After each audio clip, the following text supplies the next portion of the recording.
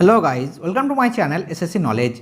चलिए आज हम लोग बात करते हैं एसएससी जेई 2018 के रिगार्डिंग। देखिए, जिनका सिलेक्शन एसएससी जेई 2018 के थ्रू सेंट्रल ऑर्डर कमीशन में हुआ है, उनका एक्चुअली प्री ज्वाइनिंग लेटर या प्री अपॉइंटमेंट लेटर आप कह सकते हैं आ चुका है। बाय मेल या स्पीड पोस्ट दोनों से आ चुका है बहुत सारे स्टूडेंट के पास। अब बहुत सारे क्वेरीज है, पुलिस वेरिफिकेशन क्या होता है, मेडिकल कहाँ पर होगा, ज्वाइनिंग अभी मिलेगा या नहीं, सब कुछ मैं यहाँ पर बताऊंगा। क्या क्या डॉक्यूमेंट्स आपको ले जाना पड़ेगा, सब कुछ मैं आपको यहाँ पर बताऊंगा। देखिए, हेडिंग से आप देख सकते हैं appointment to the grade of junior engineer civil and mechanical in the central order commission. देखिए, हालांकि यहाँ पर अपॉइंटमेंट लिखा है, लेकिन ये मत सोचना यही आपको ज्वाइनिंग लेटर है। भाई, ज्वाइनिंग लेटर और प्री ज्वाइनिंग लेटर या प्री ऑफर लेटर अलग अलग चीज़ है। आप कोई भी ऑफिस चले जाइए भाई, उसके लिए एक अपॉइंटमेंट लेना पड़ता है आपको। तो ये वाला वही अपॉइंटमेंट है। जैसे एसएससी, मान लीजिए जब डीबी एसएससी में हुआ था तब आपको एडमिट मिलता है। तो भाई, एडमिट और अपॉइंटमेंट लेटर सेम चीज़ होता है। मतलब इसी लेटर को दिखा के आपको एंट्री मिलेगा। सुपरिटेंडेंटिंग ऑफिसर से आप जब मिलने जाएंगे, जब इंजीनियर से मिलने जाएंगे, तो भाई किस लिए आपको मिलने देगा? इसके लिए तो एक अपॉइंटमेंट चाहिए ना। आप वहाँ पर जाके बोलेंगे कि भाई मैं जूनियर इंजीनियर हूँ, मुझे जूनियर इंजीनियर जो है सेंट्रल ऑर्डर कमीशन में सिलेक्शन मिला है। वो लोग नहीं मानेंगे जब तक आपके पास कोई ऑथेंटिक प्रूफ नहीं होगा। तो यही आपका वो लेटर है जिससे आपको एंट्री मिलेगा उस ऑफिस में। तो देखिए, इस लेटर से आपका डीबी वगैरह होगा। अब बहुत सारे स्टूडेंट सोच सकते हैं कि भाई मेरा तो ऑलरेडी एसएससी में डीबी हो चुका है, अब किस लिए डीबी होगा? भाई, एसएससी का डीबी एक्चुअली वो एक्चुअल डीबी नहीं है, उसमें डॉक्यूमेंट वेरिफिकेशन नहीं होता है। वो लोग बस चेक करते हैं। जैसे मान लीजिए एसएससी जेई के लिए क्राइटेरिया क्या है? भाई, मिनिमम क्वालिफिकेशन डिप्लोमा नहीं तो बीटेक होना चाहिए। बस एसएससी यही चेक करते हैं कि आपके पास diploma civil electrical and mechanical में है या नहीं, बीटेक आपके पास है या नहीं, बस यही वो लोग चेक करते हैं। जो डेट रखा गया था, जैसे मान लीजिए डिग्री आपका 1 अगस्त 2019 से पहले कंप्लीट होना चाहिए था, तो एसएससी चेक करते हैं कि आपका डिग्री जो है 1 अगस्त 2019 से पहले कंप्लीट हुआ है या नहीं। बस यही चेक करते हैं। वो लोग वेरीफाई नहीं करते हैं कि आपका ओरिजिनल सर्टिफिकेट है या डुप्लीकेट सर्टिफिकेट है। वो लोग ये वेरीफाई करने का जिम्मेदार वो लोग नहीं लेते हैं। वेरिफिकेशन होगा, डिपार्टमेंट वेरीफाई करेगा। आप जैसे सेंट्रल ऑर्डर कमीशन में आपका सिलेक्शन हुआ है, ज्वाइनिंग से पहले आपसे ओरिजिनल डॉक्यूमेंट्स चेक किया जाएगा और आपका जेरॉक्स कॉपी वो लोग ले लेंगे। जैसे मान लीजिए आपके पास बीटेक है, तो भाई बीटेक आपने किसी भी यूनिवर्सिटी से, कोई भी आईआईटी से, कोई भी एनआईटी से आपने कंप्लीट किया है, तो उस सर्टिफिकेट में आप अगर नोटिस करेंगे, एक तो सर्टिफिकेट नंबर होगा और नीचे आपको डेट ऑफ कंप्लीशन जो होता है, जो आपका डिग्री कंप्लीट डेट होता है, वो भी नीचे आपका मेंशन होगा। तो डिपार्टमेंट क्या है, डिपार्टमेंट जब डीबी हो जाएगा उसके 10-15 दिन बाद वो लोग आपकी जो भी यूनिवर्सिटी है, उस यूनिवर्सिटी में जो भी आपका कॉलेजेस है, उस कॉलेज में या यूनिवर्सिटी में वो लोग बाय मेल नहीं तो स्पीड पोस्ट के थ्रू एक लेटर भेजेंगे और पूछेंगे कि जो भी आपका नाम है, नेम से पूछेंगे कि एक कैंडिडेट आपके कॉलेज से या आपके यूनिवर्सिटी से बीटेक सिविल इलेक्ट्रिकल या मैकेनिकल जो भी आपका डिग्री है कंप्लीट किया है या नहीं, डेट इसका है, जो भी डेट होगा, सर्टिफिकेट नंबर एक होगा, इस सर्टिफिकेट नंबर है तो एक कैंडिडेट जेन्युइन है या फेक है, वो लोग बस चेक करेंगे। बाय मेल के थ्रू या लेटर के थ्रू वो लोग इन्फॉर्मेशन मांगेंगे। अब जैसे यूनिवर्सिटी देखेंगे कि हाँ, रजिस्टर कॉपी चेक करेंगे कि हाँ ये कैंडिडेट जेन्युइन है, मेरे कॉलेज से या मेरे यूनिवर्सिटी से 2015 से लेकर 2019 तक इन्होंने बीटेक कंप्लीट किया है, तो वो लोग फिर से रिप्लाई कर देंगे डिपार्टमेंट को कि हाँ इसका एक कैंडिडेट जेन्युइन है और ये मेरा ही कॉलेज का जो है स्टूडेंट है, मेरा ही यूनिवर्सिटी का स्टूडेंट है, तो इसको जो है आपका सर्टिफिकेट बिल्कुल सही है। ऐसे ही वेरीफाई होता है। सेम चीज़ एससी एसटी ओबीसी सर्टिफिकेट भी होता है। जो भी अपने एसडीओ ऑफिस, तहसीलदार ऑफिस, डीएम ऑफिस, जहाँ से भी आपने सर्टिफिकेट बनाया है, उसका एक सर्टिफिकेट नंबर होगा, उसका एक डेट होगा। वो डेट और सर्टिफिकेट नंबर भेजते हैं वो लोग आपका जो भी आपका ऑफिस है जहाँ से आपने सर्टिफिकेट बनाया है उस ऑफिस में, और सेम तरीके से वेरीफाई होता है। तो यहाँ पर भी वो लोग बाय मेल नहीं तो बाय लेटर स्पीड पोस्ट जो है वो लोग एक लेटर भेजेंगे और पूछेंगे कि कैंडिडेट का OBC SC ST certificate valid है या आपका डुप्लीकेट है, आप लोग जो है वेरीफाई करके मुझे रिप्लाई कीजिए, और रिप्लाई वो लोग तुरंत कर देते हैं। ये आपका जब डीबी होता है डिपार्टमेंट से ज्वाइनिंग से पहले, उसके 15-20 दिन बाद आपका स्टार्ट हो जाता है। और साथ ही साथ क्या होता है, आपका ज्वाइनिंग का प्रोसेस है, नहीं तो आप जो है ज्वाइनिंग भी कभी कभी, ज्वाइनिंग के बाद भी कभी कभी ये सब प्रोसेस होता है। पुलिस वेरिफिकेशन क्या होता है वो भी मैं आगे आपको बताऊंगा और आपका मेडिकल के बारे में भी बताऊंगा। तो चलिए, ये तो गया आपका जो डीवी जैसे मैंने बोला, और ये आपका प्री अपॉइंटमेंट लेटर है। तो ये मत सोचना कि ज्वाइनिंग लेटर है, ज्वाइनिंग लेटर आपको बाद में मिलेगा। देखिए यहाँ पर कहा गया है the appointment is temporary but is likely to continue. देखिए अपॉइंटमेंट लेटर टेम्पोररी है, लेकिन ये मत सोचना कि भाई आपको टेम्पोररी जॉब मिला है। ये मैं आपको जो है बिल्कुल घबराने की बात नहीं है, कि घबराने के लिए मैं बोल रहा हूँ कि भाई आपको जॉब नहीं मिला है, आपको जॉब चले जा सकता है, ऐसा नहीं है। एक्चुअल टेम्पोररी इसीलिए कहा जा रहा है कि आपका डॉक्यूमेंट वेरिफिकेशन अभी तक नहीं हुआ है। मान लीजिए आपके डॉक्यूमेंट्स जो है फेक है, मान लीजिए आपके ऊपर जो है क्रिमिनल कोई एफआईआर वगैरह है, तब तो आपको रिजेक्ट किया जाएगा ना। तो इसीलिए वो लोग बोल रहे हैं कि भाई आपको टेम्पोररी जो है आपको जॉब में लिया जा रहा है। तो आप लोग ये दिमाग में रख लीजिए, आपको टेम्पोररी जॉब मिल रहा है, परमानेंट जॉब आपका नहीं है। लेकिन देखिए यहाँ पर सेकंड पॉइंट पे कहा गया है you will be on probation for a period of 2 years from the date you take over charge of the post. जिस डेट से आप चार्ज ओवर पोस्ट मतलब उस पोस्ट के लिए ज्वाइनिंग करेंगे, उस डेट से लेके 2 साल तक आपका प्रोबेशन पीरियड होता है। ऐसा नहीं कि सिर्फ सेंट्रल ऑर्डर कमीशन में है, हर एक डिपार्टमेंट में, कोई भी डिपार्टमेंट चले जाइए सेंट्रल गवर्नमेंट का 2 साल का लिए प्रोबेशन पीरियड होता है। अब प्रोबेशन पीरियड क्यों होता है भाई? 2 साल के लिए इसीलिए रखा जाता है, जैसे मैंने बोला कि आपका ज्वाइनिंग के बाद कभी कभी क्या होता है, ज्वाइनिंग से पहले नहीं तो कभी कभी ज्वाइनिंग के बाद जो है, जैसे आप जॉब करेंगे उसके साथ ही साथ आपका डॉक्यूमेंट वेरिफिकेशन होता है। डिपार्टमेंट जैसे मैंने बोला कि डॉक्यूमेंट वेरिफिकेशन करेंगे, तो मान लीजिए कि आपका डॉक्यूमेंट्स फेक निकला तो आपको जो है जॉब से निकाला जाएगा। तो अगर परमानेंट आपको जॉब में रखा जाएगा तब तो आप कोर्ट में जाएंगे, केस करेंगे कि भाई मेरा तो परमानेंट जॉब था, मुझे क्यों निकाला गया। तो इसीलिए आपको प्रोबेशन में रखा जाता है। सेम चीज़ इसलिए रखा जाता है ट्रेनिंग में, अगर कुछ प्रॉब्लम हुआ, ट्रेनिंग आप मान लीजिए ट्रेनिंग आप कर नहीं पा रहे हैं, ट्रेनिंग आप जो है आपसे नहीं हो रहा है, तब भी आपको जॉब से निकाला जा सकता है। तो ये सब रूल्स है एक्चुअली। हालांकि ये सब मतलब कहने का बात है, लेकिन एक्चुअली प्रैक्टिकल में ऐसा नहीं होता है कि किसी को जॉब से निकाला जाता है 2 साल के अंदर, ऐसा नहीं है। ऊपर से आपको जो है थोड़ा सा 2 साल संभाल के रहना पड़ता है। कोई करप्शन वगैरह अगर हो जाता है आपसे, तब भी आपके लिए दिक्कत होता है। सेम चीज़ आपका देखिए कॉलेज, एक अब मेंटली आप दिमाग में बैठा लीजिए, जैसे कॉलेज में आपने जब फर्स्ट ज्वाइनिंग किया था वहाँ पर भी आपको रैगिंग वगैरह थोड़ा सा झेलना पड़ा था।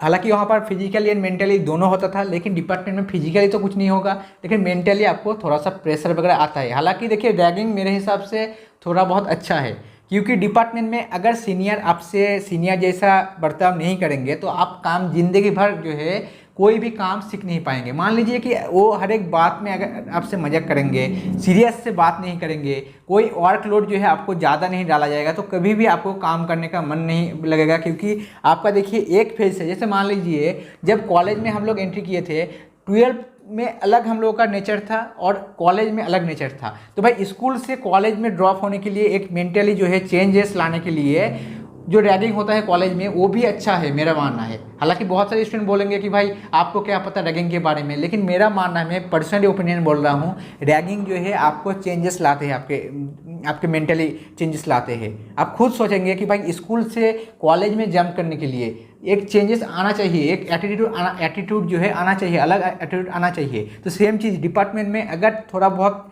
मेंटली प्रेशर वगैरह नहीं डाला जाएगा तो आप जिंदगी भर जो है कोई भी काम सीख नहीं पाएंगे। तो इसीलिए सीनियर जो है थोड़ा सा आपको हो सकता है कि कोई भी काम आपको बोलेंगे कि भाई ये लाओ वो लाओ, थोड़ा सा हुक्म करेंगे, तो वो सब आपको मानना पड़ेगा इस 2 साल के अंदर। थोड़ा सा आपको, हालांकि 6 महीने ये सब चलता है, उसके बाद जो है डिपार्टमेंट आपसे फ्रेंडली तरीके से बात करेंगे। तो जो लोग ऑलरेडी जॉब में है उनको तो पता ही होगा, उनको पर्सनली ओपिनियन मतलब एक्सपीरियंस होगा। तो चलिए अब नेक्स्ट पॉइंट मैं आपको बताऊँगा। यहाँ पर देखिए जो भी आप यहाँ पर देख रहे हैं सब कुछ वार्निंग है, मतलब अगर डॉक्यूमेंट्स वगैरह आपका कुछ फॉल्स निकला तो सेंट्रल सर्विस का जो रूल्स है उसके तहत पे आपको जो है रिजेक्ट किया जाएगा। ये सब आपको वार्निंग वगैरह है, हालांकि ये सब कुछ नहीं होता है एक्चुअल लाइफ में, लेकिन वार्निंग आपको दिया जाता है इसीलिए क्योंकि जो रूल्स है वो तो हर एक डिपार्टमेंट में सेम है। देखिए जो पेंशन स्कीम जो है एनपीएस नया पेंशन स्कीम है, उसमें आपको उस तहत पे आपको लाया जाएगा, ये भी यहाँ पर कहा गया है। उसके बाद देखिए सेंट्रल गवर्नमेंट का एक आपका इंश्योरेंस होता है, उसके लिए 60 रुपीज़ हर महीने आपका जो है डिडक्ट किया जाएगा, वो भी यहाँ पर कहा गया है। उसके बाद देखिए SC ST OBC जो सर्टिफिकेट है वो वेरीफाई किया जाएगा। अगर मान लीजिए आपका सर्टिफिकेट फेक निकला तो आपको रिजेक्ट किया जाएगा। यहाँ पर देखिए साफ साफ लिखा है कि अगर जो है फॉल्स निकला तो आपको टर्मिनेट किया जाएगा। तो भाई टर्मिनेट का मतलब यही होता है कि आपको सस्पेंड किया, मतलब आपको रिजेक्ट किया जाएगा। साफ साफ यहाँ पर लिखा है कि भाई सर्टिफिकेट डुप्लीकेट है तो भाई रिजेक्ट किया जाएगा, ये तो जाहिर सी बात है, इसमें क्या सोचना है। तो इसमें घबराने का कोई बात नहीं है कि मान लीजिए कि आप ओबीसी से है तो आपको रिजेक्ट किया जाएगा, ऐसा बिल्कुल नहीं। अगर सर्टिफिकेट डुप्लीकेट है तब आपको रिजेक्शन मिल सकता है। उसके बाद देखिए नेक्स्ट अगर बात करेंगे, you should submit a medical certificate of fitness from a civil surgeon. भाई सिविल सर्जन कौन होता है, कोई भी डिस्ट्रिक्ट हॉस्पिटल चले जाइए आपको सिविल सर्जन मिल जाएगा, या तो सिविल सर्जन मिलेगा नहीं तो चीफ मेडिकल ऑफिसर मिलेगा। उसके बाद देखिए और ए डिस्ट्रिक्ट मेडिकल ऑफिसर और ए मेडिकल ऑफिसर। देखिए मेडिकल ऑफिसर सबसे बेसिक होता है, कोई भी एमबीबीएस हो जो जनरल फिजिशियन होता है 2-3 साल बाद गवर्नमेंट जॉब में जब होते हैं, गवर्नमेंट हॉस्पिटल में ज्वाइनिंग के बाद 2-3 साल बाद वो मेडिकल ऑफिसर बन जाता है। तो मेरा मानना है मेडिकल ऑफिसर से अगर सर्टिफिकेट बनाएंगे तो ज़्यादा ईजी होगा, क्योंकि वो लोग कुछ टेस्ट वगैरह नहीं करते हैं, ऐसे आपको बना के दे देंगे। तो क्या करना है मैं आपको रूल्स बताता हूँ, हालांकि ये सब बताना नहीं चाहिए, लेकिन स्टूडेंट के जो है आपको मेरा मानना है कि आपको आसानी हो, इसलिए मैं आपको यहाँ पर सब कुछ खुल के बताऊँगा। देखिए मेडिकल आपका 2 तरह का होगा, एक तो हो सकता है कि आप खुद के डिस्ट्रिक्ट से वो लोग आपको बोलेंगे कि आपको एक प्रोफार्मा दिया जाएगा और बोलेंगे कि भाई आप लोग वापस जाओ और खुद के डिस्ट्रिक्ट से बना के लाओ। हालांकि ये जो है प्रैक्टिकली जो है थोड़ा सा मुझे लग रहा है कि मुश्किल होगा, क्योंकि फिर से वापस आएंगे फिर से जाएंगे, ये सब नहीं चलेगा। तो अभी क्या करेंगे, आपको नीचे एक नंबर मिल जाएगा। देखिए ऐसा नहीं कि इसी नंबर पे सबको कॉल करना है, जो भी आपका लेटर है उसमें आपको अलग अलग नंबर आपको देखने का मिलेगा, अलग अलग ऑफिस का अलग अलग नंबर होगा। तो इस नंबर पे आप लोग कॉल कर लेना और उनको बोलना कि सर मुझे मेडिकल फॉर्मेट जो है आप लोग भेज दीजिए, ताकि मेरा जो डिस्ट्रिक्ट हॉस्पिटल है यहाँ से मैं आपका मेडिकल सर्टिफिकेट बना के आपके पास जो है ले जाऊँ, जब मैं आपको डीवी के लिए जाऊँगा। आप मंडे या ट्यूसडे को जरूर कॉल कर लेना और उनको सर्टिफिकेट के लिए बोल देना। अगर वो लोग बाय मेल आप बोल देना कि बाय मेल मुझे भेज दीजिए, मैं आपको डीवी के टाइम सबमिट कर दूंगा। अगर वो लोग बोलेंगे कि नहीं ऐसा नहीं चलेगा, आप यहाँ पर आ जाओ, हम जो है आपको मेडिकल कराएंगे, तो अगर वो लोग ऐसे बोलेंगे तो घबराने का कोई बात नहीं है। ये मत सोचना कि आपका मेडिकल वो लोग खुद कराएंगे। देखिए सिर्फ एसएससी जेई में बीआरओ वाले जो है खुद से मेडिकल करवाता है, बाकी कोई भी डिपार्टमेंट नहीं है जो खुद से मेडिकल करवाता है।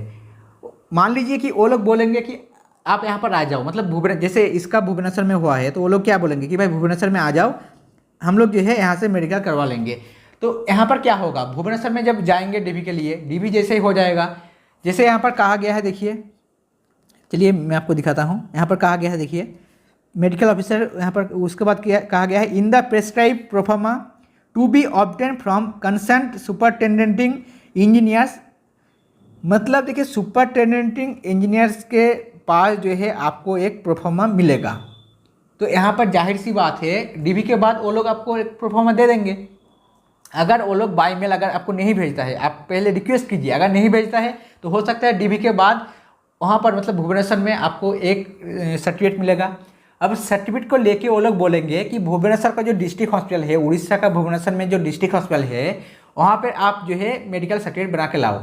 डिपार्टमेंट नहीं जाएगा आपके साथ कि भाई चलो आप, मैं आपको ले जाता हूँ, आप जो है मेडिकल मैं आपको खुद से चेक करूँगा। डिपार्टमेंट का कोई भी बंदा आपका चेक नहीं करेगा। वो लोग आपको बोलेंगे कि भाई इसका जो डिस्ट्रिक्ट हॉस्पिटल है, भुवनेश्वर का जो डिस्ट्रिक्ट हॉस्पिटल है, वहाँ पर आप चले जाइए और वहाँ पर सर्टिफिकेट बना के ले आइए। तो ये हो सकता है, लेकिन आपका हर एक डिस्ट्रिक्ट में, डिस्ट्रिक्ट हॉस्पिटल में रूल सेम होता है। अब क्या होता है, कहीं कहीं क्या होता है, कोई टेस्ट वगैरह होता है, और कहीं कहीं क्या होता है कि कुछ टेस्ट के बिना ही जो है सर्टिफिकेट बन जाता है। बस ऐसे ही वो लोग पूछते हैं कि भाई आपको कोई दिक्कत तो नहीं है, क्योंकि वो लोग भी जानते हैं कि अगर गवर्नमेंट जॉब में मेडिकल ज़्यादा इंपॉर्टेंट होता है तो मेडिकल जो है डिपार्टमेंट खुद से करवाता है, जैसे बीआरओ में होता है।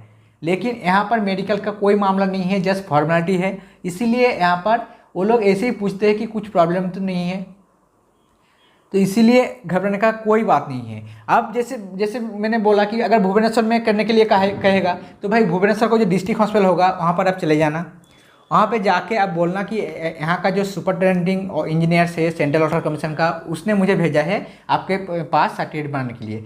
वो लोग सर्टिफिकेट आपको बना के देंगे। अगर कुछ टेस्ट वगैरह करेगा, क्या क्या टेस्ट होगा वो भी मैं बताऊँगा। देखिए टेस्ट अगर होता है तो ज़्यादा कुछ नहीं होगा, ब्लड टेस्ट होगा, ब्लड प्रेशर टेस्ट होगा, मतलब मापा जाएगा। उसके बाद जो है आई का टेस्ट होता है, आई का कलर ब्लाइंडनेस होगा और आपका 6/6 जो है वो चेक किया जाता है। अगर किसी को चश्मा लगा हुआ है, कुछ पावर है, -+6 तक चल जाता है, कोई दिक्कत नहीं है। चश्मा अगर आप यूज़ करते हैं कोई दिक्कत नहीं है। अगर मान लीजिए किसी का कलर ब्लाइंडनेस भी है तो देखिए ये तो बताना नहीं चाहिए, लेकिन आप लोग उस डॉक्टर से रिक्वेस्ट करना कि सर कलर ब्लाइंडनेस जो है इसके कारण मुझे रिजेक्शन मिल सकता है, तो मैं हाथ जोड़ के आपको रिक्वेस्ट करता हूँ अब जो है कलर ब्लाइंडनेस मेंशन मत कीजिए। हालांकि ये इलीगल है, लेकिन भाई डिपार्टमेंट तो खुद से चेक नहीं करेगा या डिपार्टमेंट का कोई बंदा आपको चेक नहीं करेगा।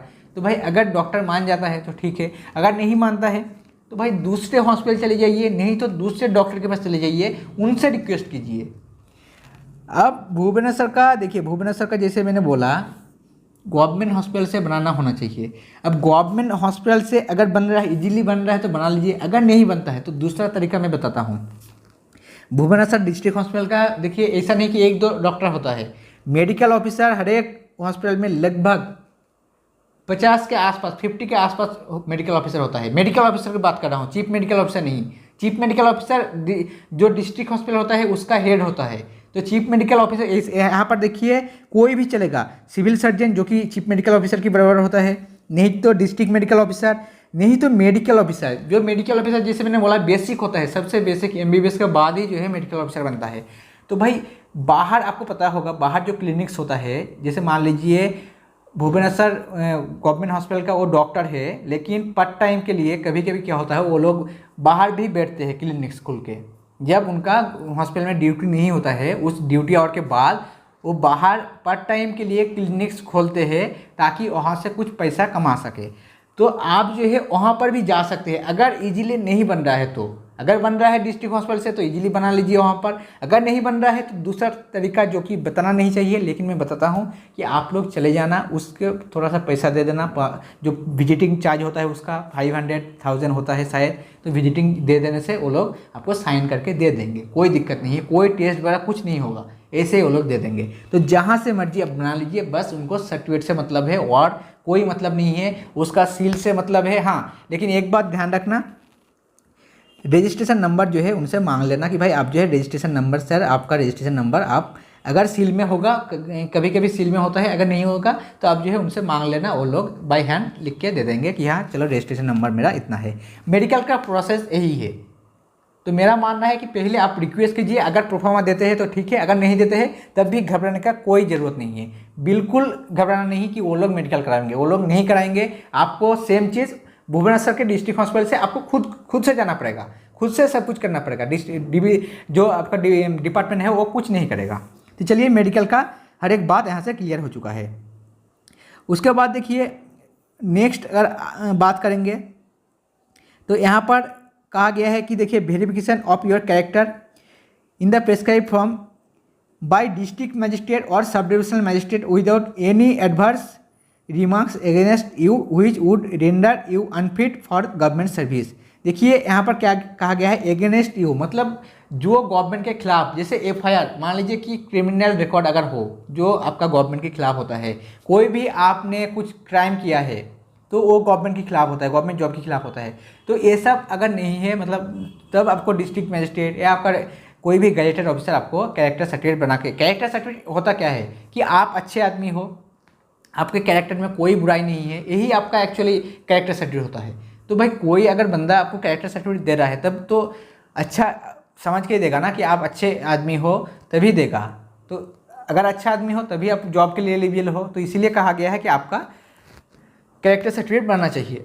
अब बहुत सारे स्टूडेंट को कैरेक्टर सर्टिफिकेट क्या होता है पता नहीं, कैरेक्टर सर्टिफिकेट का प्रोफार्मा जो है उनको भेजा नहीं गया है। तो मेरा मानना है जब आप कॉल करेंगे मेडिकल के लिए तब ये भी बोल देना कि भाई अगर मेडिकल आप भेज रहे हो तो साथ जो है कैरेक्टर सर्टिफिकेट भी भेज दो। अगर नहीं भेजता है तो भाई आपको गूगल से मिल जाएगा। अगर गूगल से आपको नहीं मिल रहा है तो चलिए मैं आपको दिखाता हूँ। ये जो है CPWD का है, एक्चुअली CPWD का नहीं, हर एक डिपार्टमेंट का जो है, कोई भी सेंट्रल गवर्नमेंट में चले जाइए सेम प्रोफार्मा होता है। कौन कौन साइन कर सकते हैं देखिए, यहाँ पर गैजेटेड ऑफिसर जो सेंट्रल गवर्नमेंट का होता है, MLA MP कर सकता है, सब डिविजनल मजिस्ट्रेट ऑफिसर, तहसीलदार, उसके बाद प्रिंसिपल, हेडमास्टर। मेरा मानना है प्रिंसिपल जो आपका कॉलेज था, नहीं तो हेडमास्टर जो आपका स्कूल का था, उससे बना लीजिए, इजीली बन जाएगा।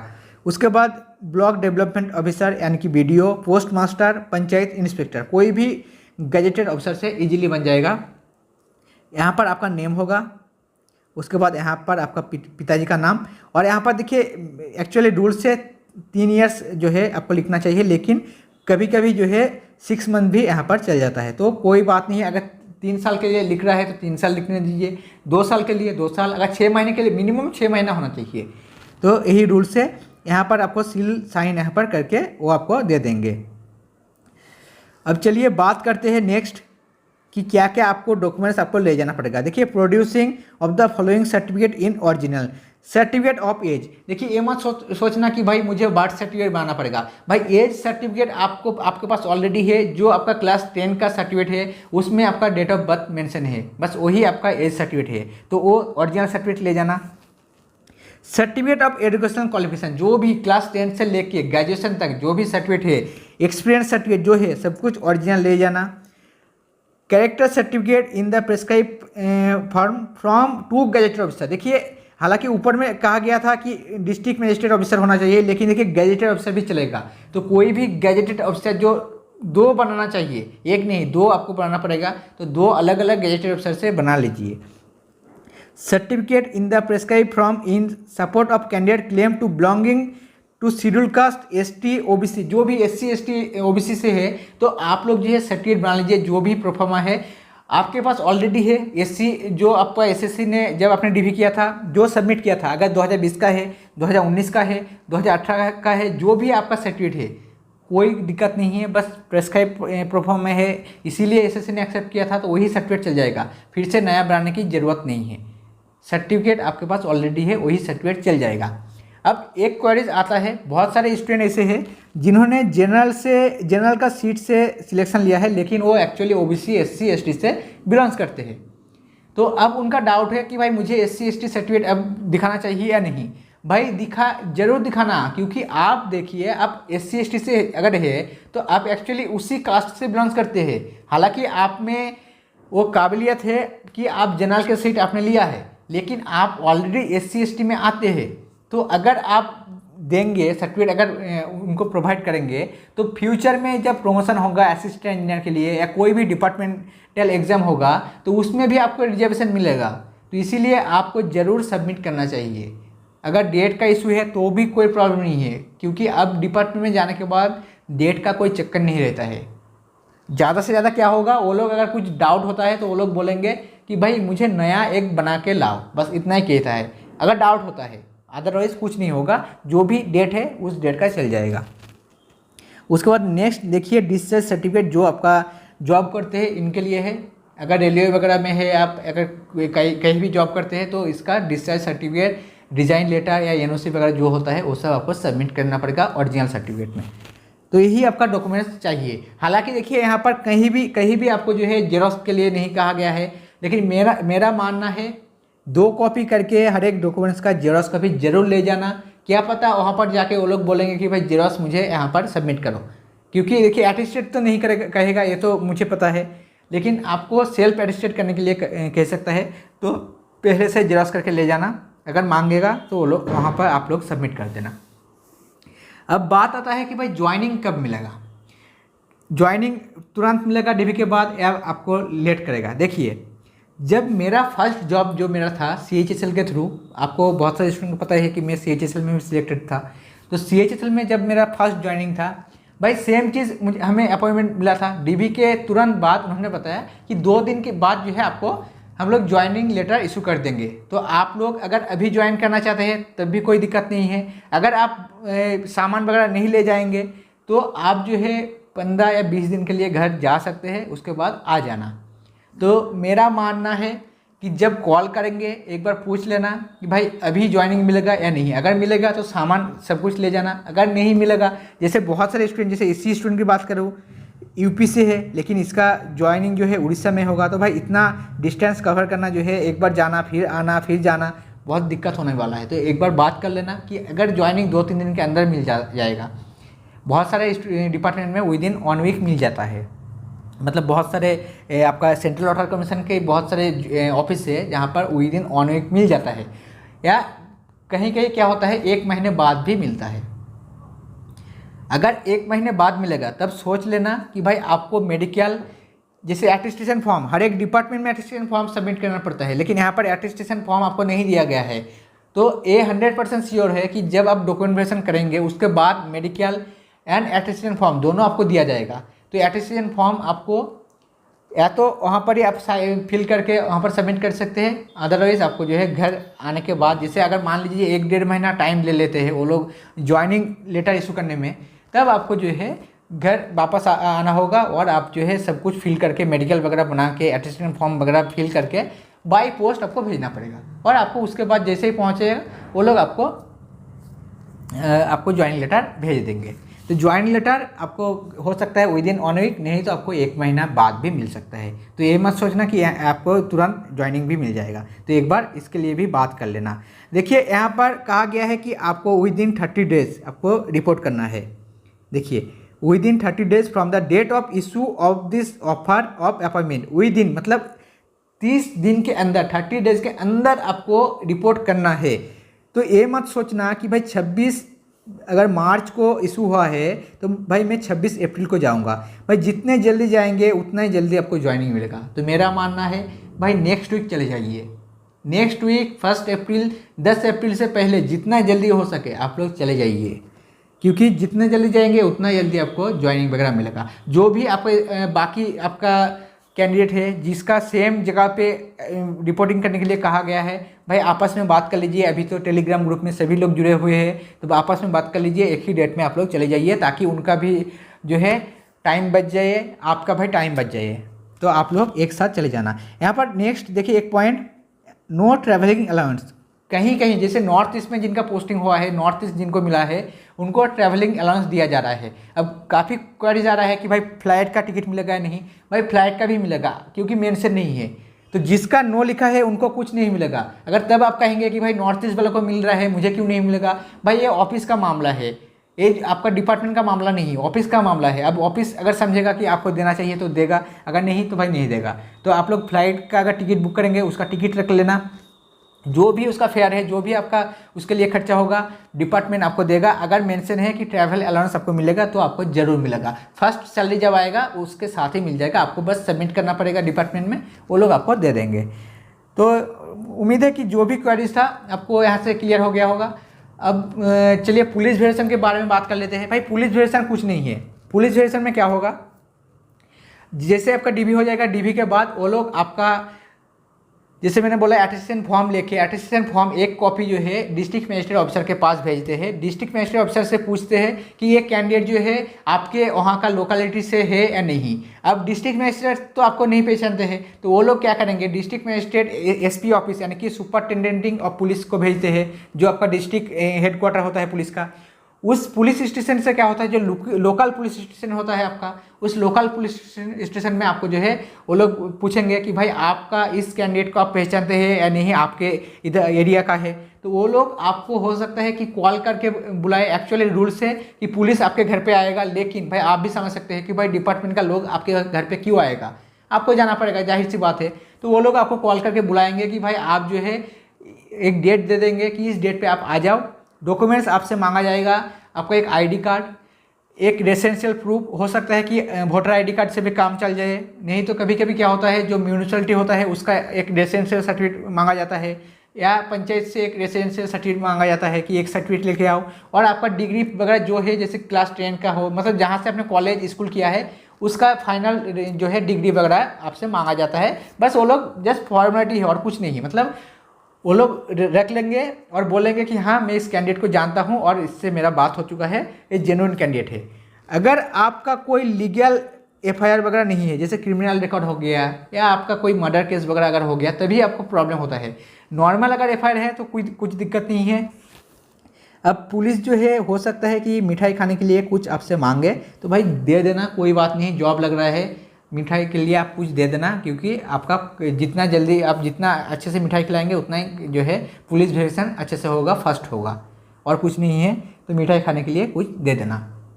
और वो लोग ऐसे ही करते हैं। और पुलिस वेरिएशन भी नॉर्मल होता है, कुछ नहीं होता है। अगर आपके मन में दिमाग में ये बात आ रहा है कि भाई मैं तो भुवनेश्वर में होऊंगा, तो भाई अगर यूपी से मुझे कॉल आए कि भाई आप जो है रिपोर्ट करो, तो मैं कैसे करूँगा। तो ऐसा नहीं कि आपको आना पड़ेगा। कभी कभी क्या होता है कि घर के अगर आपके पिताजी या भैया कोई भी अगर चले जाएगा पुलिस स्टेशन तो भी काम बन जाता है, बस पैसा देना पड़ता है और कुछ नहीं। तो पुलिस वेरिफिकेशन भी नॉर्मल होता है। तो चलिए, कोई भी अगर डाउट है तो मेरा कमेंट बॉक्स में आप जरूर कमेंट कर सकते हैं, नहीं तो टेलीग्राम ग्रुप का लिंक डिस्क्रिप्शन में दे दूंगा, वहाँ से भी आप जो है मुझे कमेंट करके पूछ सकते हैं कि भाई कुछ भी अगर डाउट है, कुछ भी अगर छूट गया है मुझसे तो मुझे पूछ सकते हैं। तो चलिए, उम्मीद है आपको वीडियो अच्छा लगा है। अगर वीडियो अच्छा लगा है तो वीडियो को लाइक एंड शेयर जरूर करना और मेरे चैनल को सब्सक्राइब कीजिए ताकि एसएससी से रिलेटेड कोई भी अपडेट हो आपको सबसे पहले मिलता रहे।